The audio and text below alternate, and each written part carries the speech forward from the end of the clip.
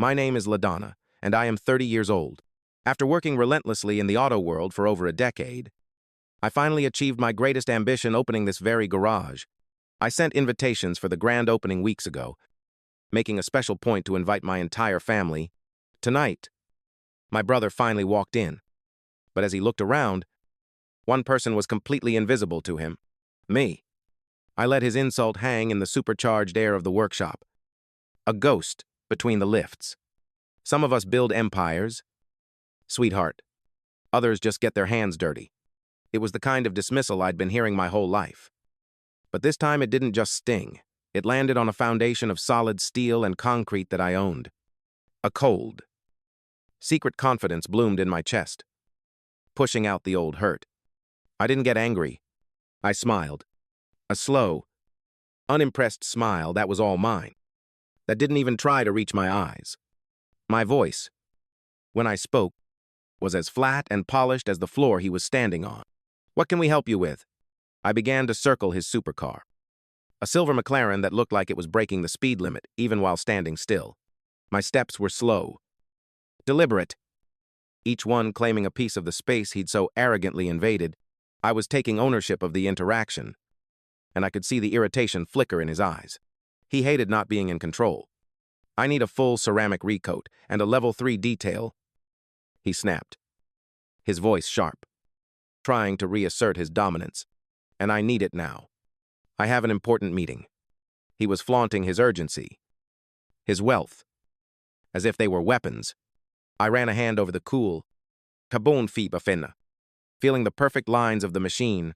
"That's a 6-hour job? Minimum," I said, my tone conversational but firm. "And rushing it compromises the ceramic's molecular bond. You get hazing in the finish." He rolled his eyes at the technical jargon. It was a language he didn't speak, a wall he couldn't break through with money and condescension alone. He was used to people who jumped when he said jump. I was just standing there, looking unimpressed. The nervous man beside him, his client, a man named Silas, shifted his weight, his cheap suit suddenly looking even cheaper next to Marcus's tailored perfection. "Fine," I said, granting him a favor he didn't realize I was controlling. "We can do it. We can put a full team on it, but there's an emergency rush fee." I stopped circling and stood in front of him, looking him dead in the eye, letting the silence stretch. $5,000. Cash. Silas went pale, a sheen of sweat instantly appearing on his upper lip. But my brother's ego was a trap of his own making. He was surrounded by my employees. In a temple of automotive perfection, he couldn't back down now. Not in front of his associate. It would make him look weak. It would make him look poor. "Fine," he bit out, the single word costing him more in pride than in money. He had just walked into my world, played by my rules, and he was about to learn a lesson that had been a lifetime in the making. That word, sweetheart, didn't surprise me. It was just a new verse in a very old song. In the grand opera of the Serrano family, I was always the lesser. My brother Marcus is 2 years older than me, and from the day I was born, he was the golden son. I was his shadow. Growing up, our lives were a study in contrasts. Marcus got straight A's, captained the debate team, and read the stock tickers for fun. I got grease permanently embedded under my fingernails and took apart lawnmower engines just to see how they worked. Our father, a man who wore a starched suit to Saturday breakfast, worshipped Marcus's ambition. He saw my passion as a fundamental character flaw. "LaDonna, why can't you be more like your brother?" he would ask at the dinner table, his voice laced with genuine disappointment. "He has a future. He's going to build things. What are you going to do with that greasy boy's hobby?" My father saw the world in clean lines and dollar signs. Marcus was a perfect blueprint.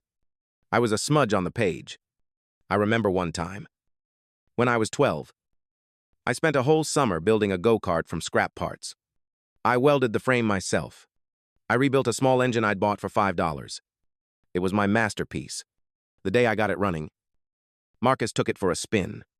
When our father came home, he saw Marcus riding it and clapped him on the back. "Look at that. Son, an engineer already." Marcus just smiled and took the credit. He didn't even look at me. Our paths split exactly as my father predicted. Marcus went to a prestigious business school, married a woman from a family with a summer home on the coast, and had a society wedding that was featured in the glossy pages of the local paper. I was his sister, the maid of honor. I wore a dress he and his fiancée picked out. It was a shapeless, ugly, baigakola. Standing next to him in all that white lace and privilege, I felt like a Greek ghost, a forgotten footnote in his perfect life story. My path was different. I didn't want a university lecture hall. I wanted to build. The day after I graduated high school, I got a job sweeping floors in a small, dingy auto body shop, and I loved it. I loved the smell of paint and metal and potential. I loved the roar of a perfectly tuned engine. My father was horrified. A mechanic, he would say. The word tasting like poison in his mouth. La donna. That's what people do when they have no other options. You come from a good family. You have to be someone. To him, being someone meant wearing a suit and sitting in an office. It never occurred to him that I was becoming someone every single day. With my own two hands. The ultimate rejection, the final severing, came when I was 24. I had a business plan meticulously laid out. I had a vision. I needed $50,000 for a down payment on my own small garage. I went to my father. My hands clean for once. My proposal printed and bound. He laughed. He actually laughed right in my face. 2 weeks later, he gave Marcus $250,000 for some crypto venture he was starting. It was a clean, respectable, white-collar investment, not a dirty, blue-collar business like mine, so I did it alone. I worked double shifts at the shop during the day. I waited tables at a greasy spoon diner at night. I saved every single dollar, every crumpled tip. I ate ramen noodles for dinner so often that the taste of salt is permanently burned into my memory. I learned inventory. I learned marketing. I learned how to negotiate with suppliers and how to charm customers.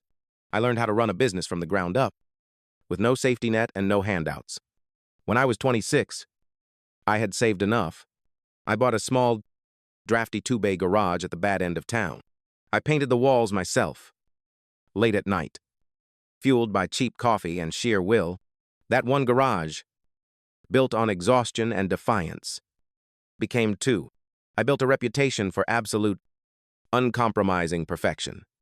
The very clients my brother pretended to be the old money with their vintage collections, the new money with their flashy supercars, the quiet, serious collectors, they started coming to me. 18 months ago, I took the biggest risk of my life.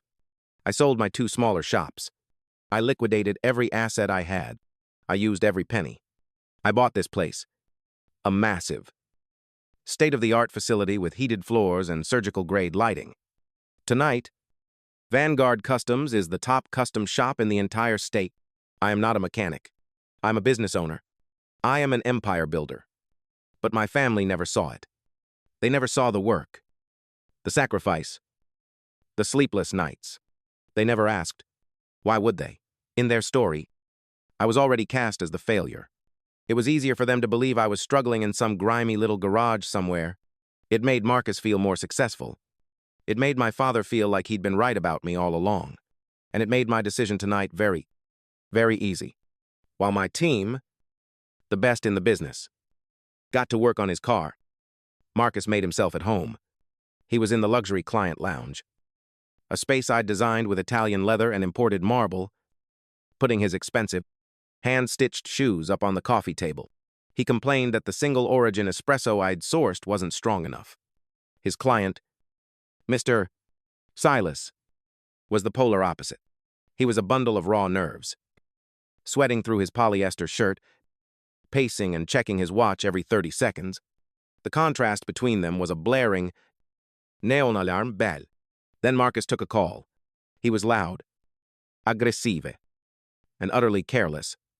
He paced the length of the lounge, his voice echoing off the glass. He talked about a liquid transfer and unforeseen routing delays. The words were vague, corporate nonsense. But the tone was pure back-alley criminal. He hung up and, seeking another way to display his importance, walked over to my master fabricator, Leo, who was meticulously polishing the chrome on a classic 1967 Mustang. "You're good with your hands," Marcus said, his voice dripping with the kind of condescending praise one gives to a clever dog. "When you get tired of this grunt work, give me a call. I could use someone to look after my collection. A real job." I watched the entire exchange from the glass wall of my office. My anger, which had started as a personal sting from his sweetheart comment, was now building into a protective, white-hot fury. He wasn't just insulting me anymore. He was insulting Leo. A man with more talent and integrity in his little finger than Marcus had in his entire body. He was insulting my team. He was insulting my life's work. He was an infection in my clean room.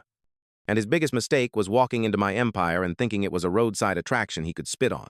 His arrogance was a liability. His client's palpable fear was an opportunity. This wasn't just my rude, entitled brother anymore. This was a bright red flag on a field of crime. I walked out of my office, my heels clicking purposefully on the polished concrete, and approached them in the lounge. "Gentlemen," I said, my voice, all business, cool and professional. "As part of our premium rush service, we run a full diagnostic scan on the vehicle's onboard computer and structural frame to ensure its integrity before applying the ceramic coating." It was a smooth lie. A complete invention. We had the tech, but it wasn't standard procedure. Marcus waved his hand dismissively, not even looking at me. "Whatever. Just get it done." That was all the permission I needed. I didn't run a normal diagnostic. I had my team move the McLaren to the private inspection bay in the back, the one reserved for our most sensitive projects. I used our top-of-the-line scanner, a piece of equipment that cost more than his first condo, to run a full structural density analysis. It was a tool we used for custom armor plating and high-level security fittings. It was far beyond a normal check. And there it was. The scan lit up like a Christmas tree. The screen showed multiple hidden, shielded, aftermarket compartments. They were professionally built into the very frame of the car, integrated seamlessly, designed to be completely undetectable by conventional means. My blood ran cold. This was an amateur hour. This was professional. This was serious. I walked back to my office, my heart pounding a steady, heavy rhythm against my ribs. I picked up my private line and made a quiet, urgent call to my head of security. "Frank?" Frank was an ex-detective with 30 years on the force. He was loyal, discreet, and the best. "Frank?" I said, my voice low and steady. "I need a discreet and immediate background check on a set of plates. And I need everything you can find on the two men who came in with the car." Frank was back in my office in less than 10 minutes. He didn't knock. He just entered and closed the door quietly behind him. His face was grim. "We have a problem." "La donna," he said, his voice a low rumble. He laid a tablet on my desk. "The plates belong to a shell corporation," he began, swiping through screens. "That corporation is a known front for a syndicate laundering cash across state lines." Revelation 1.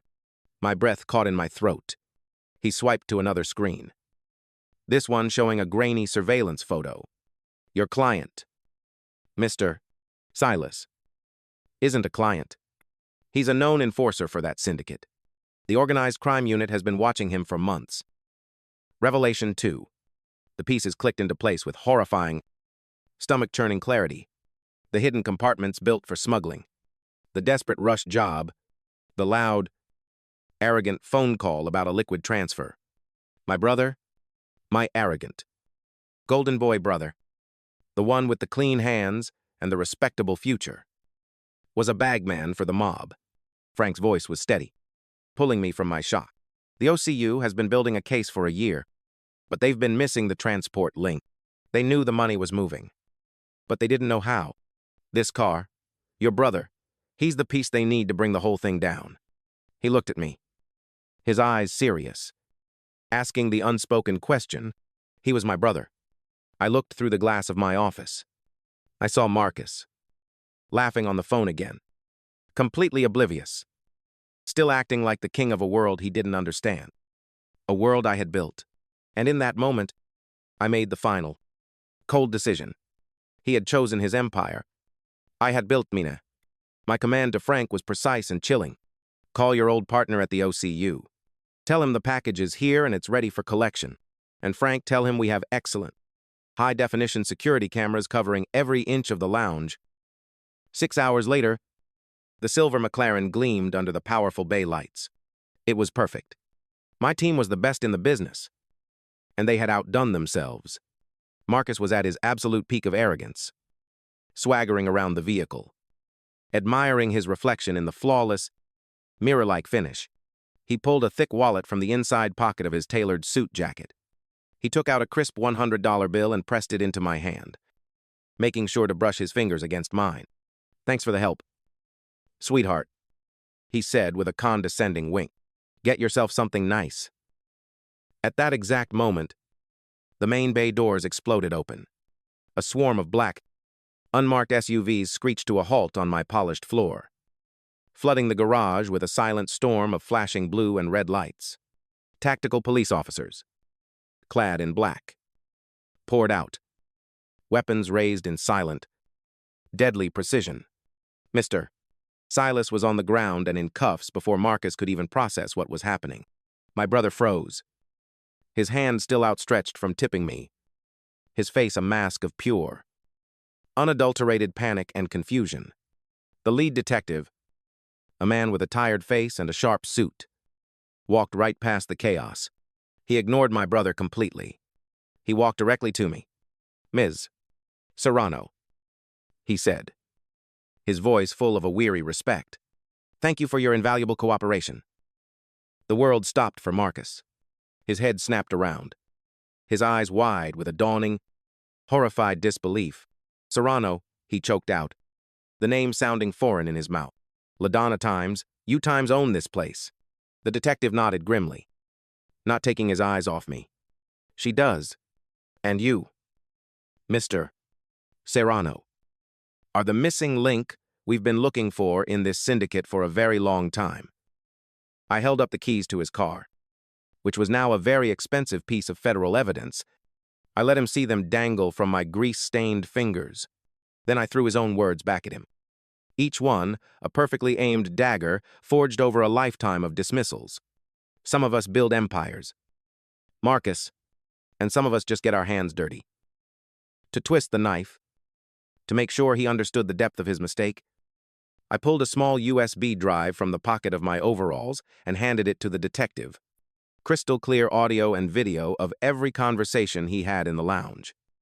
I said, my voice clear and strong, I believe you'll find the discussion about routing delays particularly interesting. Marcus's empire of arrogance, built on our father's money and my mother's adoration, built on lies and crime, crumbled into dust right there on my floor as they led him away in handcuffs.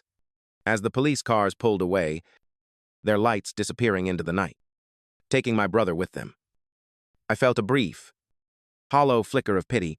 He was, after all, my blood. It was gone in an instant, replaced by a profound, cleansing sense of clarity. The chaos subsided.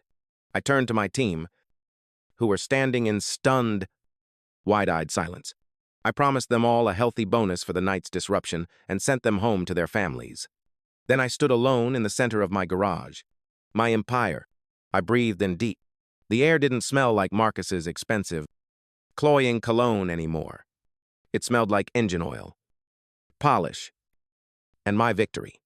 My father and brother had always valued clean hands and respectable work, but Marcus's clean, manicured hands were filthy with crime. My dirty hands had built an honest empire, brick by brick, bolt by bolt. I thought of the $100 bill he'd tipped me with. It was now sealed in a police evidence bag. The final, pathetic symbol of his lifelong, spectacular delusión. Before we wrap this up, hit that like button, subscribe to the channel, and let me know in the comments what dream you're building for yourself, with your own two hands.